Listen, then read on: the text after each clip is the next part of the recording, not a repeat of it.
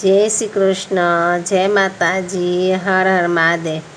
अनंत चतुर्दशी આજે આપણે અનંત ચતુર્દશી વિશે જાણશું।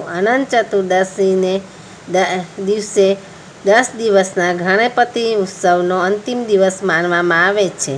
ગણેશ ચતુર્થી ને ગણેશ ચૌદશ પણ કહેવામાં આવે છે, જ્યારે ભક્તો ગણેશ દેવતાની મૂર્તિઓને પાણીમાં વિસર્જન કરીને તેમને વિદાય આપે છે।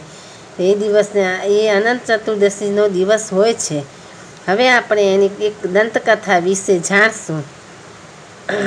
મહાભારતમાં અનંત ચતુર્દશી પાછળની એક દંતકથા જોવા મળે છે।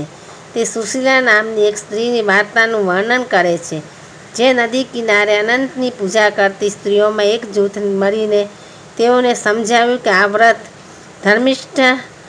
ધર્મિષ્ઠા કરવાથી કલાકારને ખૂબ જ પુણ્ય મળે છે અને તેમને સલામતી મળશે।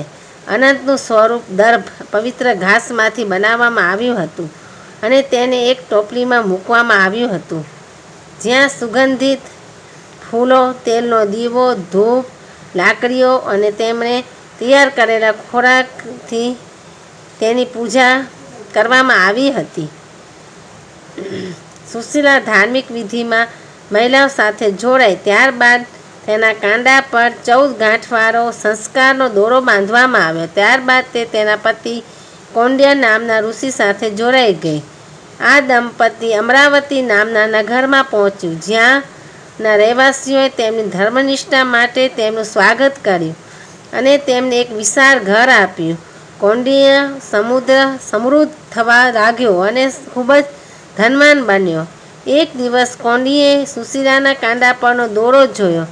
જ્યારે તેણે તેની પાસેથી સાંભળ્યું કે તેની સંપત્તિ પાછળનું કારણ તેણીનું વ્રતનું પાલન છે, ત્યારે તે નારાજ થયો અને કહ્યું કે તેમની સંપત્તિ અનંતને કારણે નહીં, પરંતુ તેના પોતાના પ્રયત્નોને કારણે છે। આટલું કહીને કૌંડિન્યએ સુશીલાના હાથમાંથી દોરો લીધો અને તેને અગ્નિમાં ફેંકી દીધો। તેણીની વિનંતી છતાં આ પછી તેમના પર દુર્ભાગ્ય આવ્યું। તેઓ ખૂબ જ ગરીબીમાં સરી પડ્યા। તેમના પડોશીઓ તેમનાથી દૂર થઈ ગયા અને તેમના ઘરમાં આગ લાગી। પસ્તાવો કરનાર કૌંડિન્ય સમજી ગયો કે આ અનંતનું અપમાન કરવાની સજા છે।